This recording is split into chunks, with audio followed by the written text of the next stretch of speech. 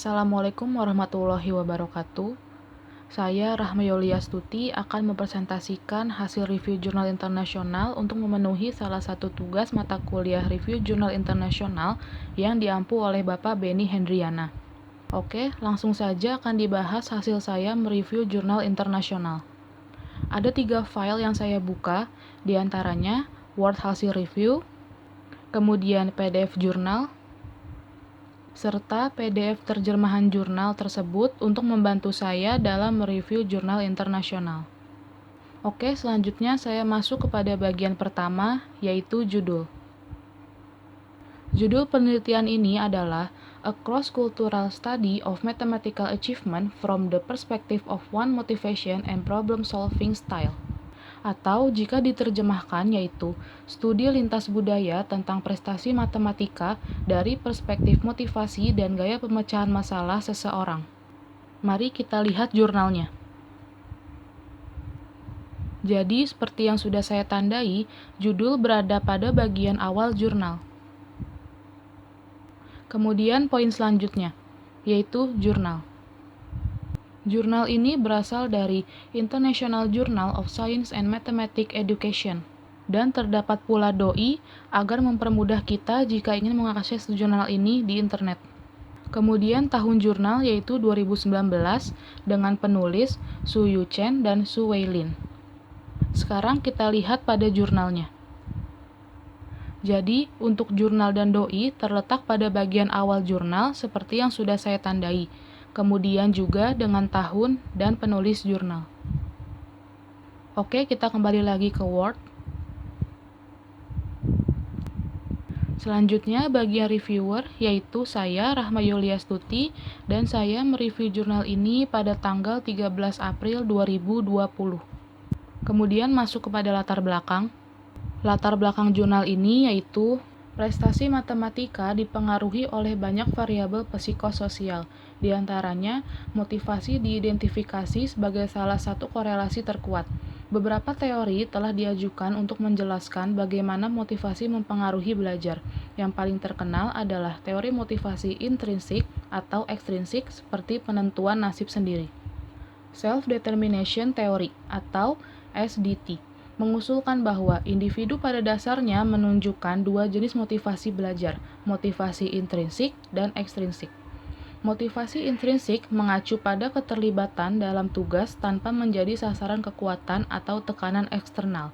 Sebaliknya, motivasi ekstrinsik adalah instrumental dan mengacu terlibat dalam tugas didorong oleh alasan eksternal atau di bawah tekanan. Sebuah seri yang berbeda dari studi telah mengusulkan bahwa individu menunjukkan 2 jenis motivasi untuk berprestasi, motif pendekatan atau kebutuhan untuk berprestasi, dan motif penghindaran takut gagal. Elliott, Sirkov, Kim, dan Sheldon 2001 menyatakan bahwa perbedaan antara keduanya adalah bahwa motif pendekatan berfokus pada bergerak ke arah hasil positif, sedangkan motif penghindaran berfokus pada menjauh dari hasil negatif. Sekarang mari kita lihat lagi jurnalnya. Jadi, latar belakang terdapat pada bagian introduction. Kemudian tujuan penelitian. Penelitian ini bertujuan untuk mengeksplorasi siswa prestasi matematika dan hubungannya dengan motivasi dan gaya pemecahan masalah pendekatan penghindaran melalui perbandingan lintas budaya. Kita dapat melihat tujuan penelitian pada bagian abstrak. Kemudian permasalahan. Permasalahan jurnal ini adalah meskipun bukti empiris tentang motivasi dan gaya pemecahan masalah tersedia, penelitian terbaru berpendapat bahwa beberapa variabel psikososial adalah faktor kontekstual yang mungkin mudah dipengaruhi oleh norma budaya dan sosial. Kekhawatiran ini telah didukung oleh temuan dari serangkaian studi lintas budaya. Misalnya, beberapa penelitian telah melaporkan bahwa populasi Asia dan Barat menunjukkan perbedaan yang jelas orientasi dalam hal motivasi belajar. Dalam hal itu, orang Asia lebih cenderung termotivasi untuk memenuhi harapan keluarga, sedangkan orang Barat sering menampilkan lebih banyak motivasi yang berorientasi pada diri sendiri.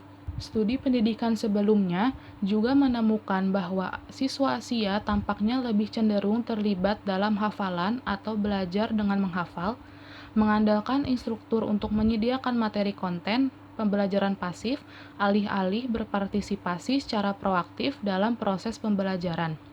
Sebaliknya, siswa Barat sering dianggap sebagai memiliki otonom atau pendekatan orientasi dan lebih mungkin untuk berpartisipasi aktif dalam kelas dan mengadopsi pemikiran kritis dalam bahan pembelajaran. Sampai saat ini, sebagian besar studi tentang motivasi dan disposisi pendekatan penghindaran telah dilakukan pada populasi Barat. Ini menyoroti perlunya penyelidikan lintas budaya untuk memeriksa apakah budaya yang berbeda akan meningkatkan motivasi atau pemecahan masalah yang berbeda kecenderungan, dan apakah hubungan antara matematika prestasi dan motivasi dan gaya pemecahan masalah akan berbeda dalam konteks budaya yang berbeda. Permasalahan pun terletak pada bagian pendahuluan seperti yang saya sudah tandai.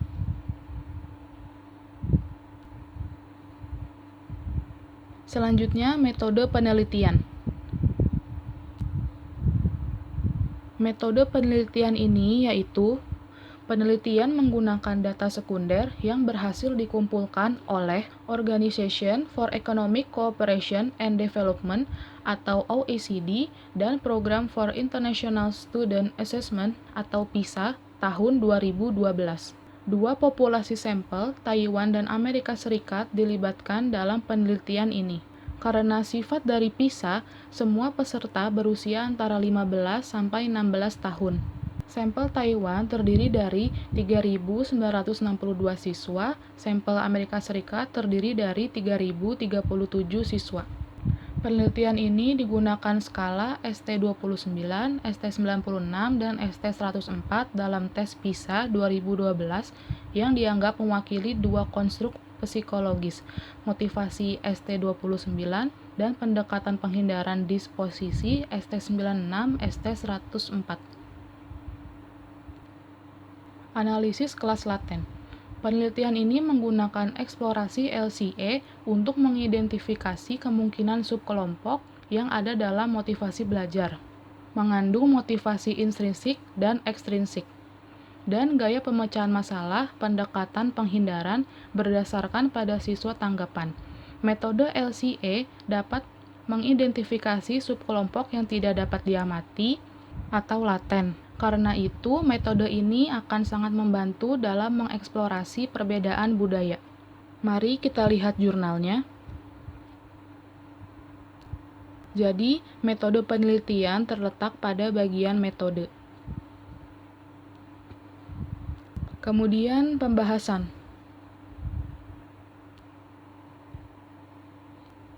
Untuk pembahasan dapat kita lihat di jurnal, yaitu pada bagian abstrak seperti yang sudah saya tandai. Sekarang kita lihat pembahasan jurnal pada Word yang telah diterjemahkan. Jadi, pembahasan jurnal ini yaitu hasil menunjukkan bahwa untuk kedua kelompok penelitian, subtipe laten serupa diidentifikasi dalam variabel penelitian, menunjukkan bahwa meskipun ada perbedaan budaya, orang Taiwan dan Amerika menunjukkan subtipe motivasi yang sama sehingga dapat memecahkan masalah gaya kebiasaan dalam kaitannya dengan pembelajaran matematika atau tantangan sehari-hari. Data lebih lanjut menunjukkan bahwa sementara dua negara tidak berbeda secara substansial pada persentase siswa yang memiliki motivasi intrinsik atau gabungan intrinsik dan ekstrinsik, lebih banyak lagi orang Amerika digolongkan memiliki motivasi yang berorientasi ekstrinsik dan lebih banyak orang Taiwan diklasifikasikan sebagai tidak memiliki motivasi. Selanjutnya, kelebihan dan kekurangan jurnal. Menurut saya, kelebihan jurnal ini yaitu abstrak dalam penelitian ini sudah mencakup komponen latar belakang, tujuan, jumlah populasi, metodologi penelitian, hasil penelitian, kesimpulan, dan kata kunci. Kemudian, penyajian data sudah dalam bentuk kalimat dan tabel sehingga mempermudah pembaca memahami isi dari hasil penelitian. Dan penelitian menunjukkan keterbatasannya dalam penelitian ini sehingga jika ada yang ingin meneliti hal serupa dapat lebih baik dari penelitian sebelumnya.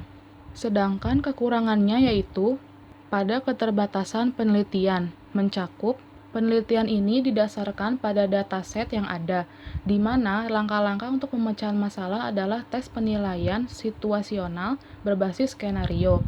Jadi, pemecahan masalah temuan penelitian dapat dibatasi oleh dua skenario yang digunakan. Kemudian, temuan penelitian ini menunjukkan perbedaan skor rata-rata matematika untuk Taiwan dan Amerika Serikat. Namun, karena keterbatasan dalam desain penelitian, kita tidak bisa menentukan faktor-faktor yang relevan dengan temuan ini. Yang terakhir adalah kesimpulan. Kesimpulan jurnal yang saya review yaitu,